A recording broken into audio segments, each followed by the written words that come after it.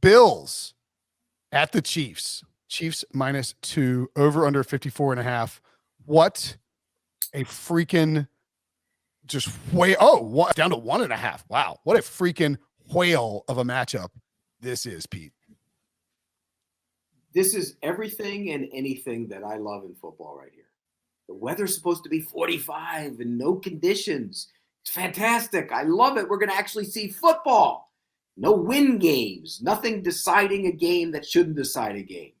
We have two quarterbacks who are on fire, coming off enormous games. Both of them are stars. I love this. And look, the Bills have the number one defense in the league. People discount that. Number one, Leslie Frazier's done a great job with that defense. That defense in the offseason was retooled for this game.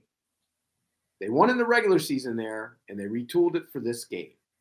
The Chiefs played much better on offense last week than we've seen them in a long time. Defensively, though, leading into last week, now they had a good game last week, but leading into that, they had some issues. I think the better defense is at Buffalo. And so for that reason, I'm going to take the Bills to win this game outright. I picked them to win the Super Bowl. I'm sticking with it. I think what we saw last week was Josh Allen at his best. He's a star now. And this game, I know there's some talk of, well, he has a bad game after a good game. That's not going to be the case here. And what does Steve Spagnuolo love to do? He loves to blitz. What does he love to do? He loves to play man coverage. And when you play man coverage and you blitz, you turn your back to this guy. And that's just dangerous as can be. I think he's going to run the ball. I think he's going to throw for a lot of yards. I think this is going to be a fun game. I love the over in this game. It's one of my best bets. I think it's going to soar over. And as far as the Bills, I'm going to take them as the second half of my teaser. I'm going to take them plus the 7.5. So it'll be Rams plus the 9, Bills plus the 7.5 as the teaser. And I love the over in this game. Well, you get them at 8 because we sent the lines out at 2, so you'll get them at 8. So why do you think the total's coming down then? Because you said you love the over, and it opened at 55, or it was at 55 for a while. Now it's down to 53.5. Oh, so what do you think people are seeing to make that total drop? I don't know. I don't understand it. This one I don't understand. The weather's great. I mean, look, it was supposed to be the other day. I looked, it was 45, right? 45 and sunny. Right. Maybe it's people coming to their senses with the Buffalo defense being as good as you say they are. Maybe it's some of, apprehension with Josh Allen having another good game. Because what you said about the Chiefs defense being mediocre down the stretch and then putting together an awesome game last week, I think that kind of applies to the Buffalo offense as well. Josh Allen had some struggle games in there. They got it done. They ended up covering some games that they really didn't deserve to cover because he was not playing well in those games. But they came out and they looked awesome, as good as you possibly can against New England. And I think them looking that awesome might be baked into this line a little too much. I think this line probably should be 3. I'm making the Chiefs a best bet at -2. The Buffalo did dominate that first game against Kansas City. I don't think they're likely to go +4 in turnover rate again. I think Mahomes does a better job in this game, and I don't think Buffalo can generate as many turnovers. This is the worst matchup for not having Tre'Davious White. They survived without him in the second half of the season, but this kind of feels like the Bucs matchup where they allowed 488 yards in that game. They were getting their butts kicked, and they engineered a comeback, sent into overtime, ended up losing, but made it competitive at the end. So if the Chiefs offense is having that type of day, that Buffalo offense needs to be at its peak level as it was last week. So I just think there's a little more leeway for them that not to happen. Kansas City defense, they did struggle down the stretch, but they've been awesome at home. In home games since the Ingram edition, gave up 7 against Green Bay. That's the Jordan Love game. Throw that out. That doesn't really count. 9 against Dallas, 9 against the Raiders, 10 against the Steelers. Cheap 21 last week where they gave up 7 on that fumble recovery, which whatever. And then 14 at the very end of the game when they given them like no yards for and I know it's Pittsburgh, but they gave them no yards for the whole game. And then they gave up like 3 70-yard drives at the end of the game when it didn't matter.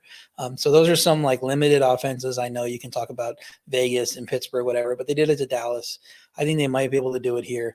This game might be a little bit lower scoring than people think. And I just think the Chiefs are the better team. So I'll take them at home here at -2. I'm trying to think through the logic on the under or the total coming down. I mean, this is a rematch, right? I mean, you've got the Bills, the Chiefs. The Bills are susceptible to the run. Maybe the Chiefs try and run. I think we expect to see Clyde Edwards-Helaire here.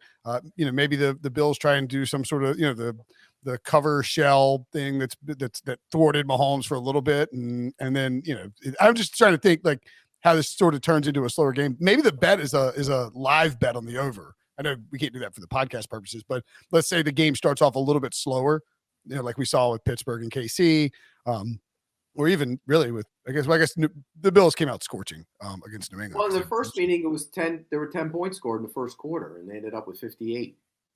Yeah, that's what I'm saying. So, like, just be thinking about that as a possibility if you're going to be live betting. Why do people think that Josh Allen is going to turn into a pumpkin?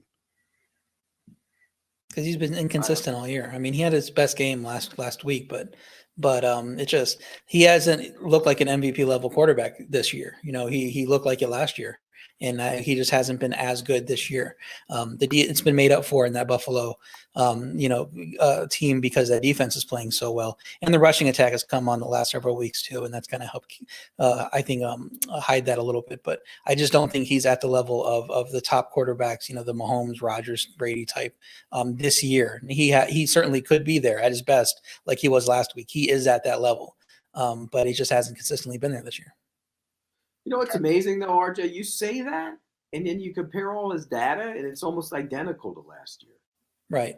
I mean, he played a very easy schedule this year too. 37 to 36. His completion percentage went down this year by 6 points, which is significant. You're right in that area, but everything else is yards close. I mean, it's just yards per attempt is down a little bit, but I think it wasn't nearly. You're right. He had some games where he really struggled, and they struggled as an offense. But I think this is a better season than he gets credit for. I think it was a good season. I'm not saying he was bad by any means. He wasn't MVP level, and that's what emerged last year. And that's what people saw going forward. There's a perennial MVP candidate going forward, and he's just hasn't been in the conversation all year because he's had those games. Yeah, like he was bad against Atlanta a couple weeks ago. That was right. Terrible. He was terrible. 3 picks, terrible. Yeah. But in the 2 games leading into that, he threw 6 touchdown passes, 1 pick, and he was good against Carolina and New England in those 2 games. So, and it wasn't awful against Tampa when they lost to them. I mean, he threw 308, 2-1. Remember, they almost brought him back in the second half. Yeah, and most of that came late. Yeah, right. But there were some bad games and weird team, like Atlanta, weird game. Jacksonville, like you mentioned, bad game. Where else? He had a couple other bad ones. Houston, he only threw for 248 and 2. I mean, you're right. The opening game was the worst game. Mm-hmm. And they lost to the Steelers. It was terrible that day. The Patrick Mahomes is pretty good in the playoffs at home. he's got 1 interception. And wasn't a pick against was the pick last week? It was the only interception he's ever thrown in the playoffs at home is last week against the Steelers. Wasn't that kind of fluky, or am I thinking wrong? Bad throw? Oh, I don't remember. Which one? The one last week? Yeah. Wait, that was off somebody's hands, wasn't it? Yeah, that's what I'm saying. Like, it wasn't like a Mahomes made a bad decision. He's just really good at home in the playoffs. I mean, I do sort of wonder if not that the moment is too. I don't think the moment's too big for Josh Allen or anything like that. I mean, he had a monster game last week, but he has had like his playoff numbers are not. I mean, they're good, but they're not like I don't know. I just sort of wonder if there's a chance that the KC defense does show up here. I've been flipping and flopping back and forth on this game all week. I think I'm going to end up taking the Chiefs and maybe changing my pick. And I may, for the sake of the podcast, I think I will make actually, you know what? I'll just make the over a best bet, 53.5. Because I'm not sure which side I like. I think I'm going to end up fighting with the Chiefs. I know he had 5 last week, but he's got 10-1 in the postseason. It's not like he's been a disaster in the postseason. No. He hadn't been bad. Over Bills Chiefs for me. I think it gets there. See, here's why I think the over is a good play here, because it's not totally out of the question that somebody gets up 10-0. Oh, if somebody gets a double-digit lead, it's on like Donkey Kong for point score. Right. Because all of a sudden your game script gets cranked up to pass heavy.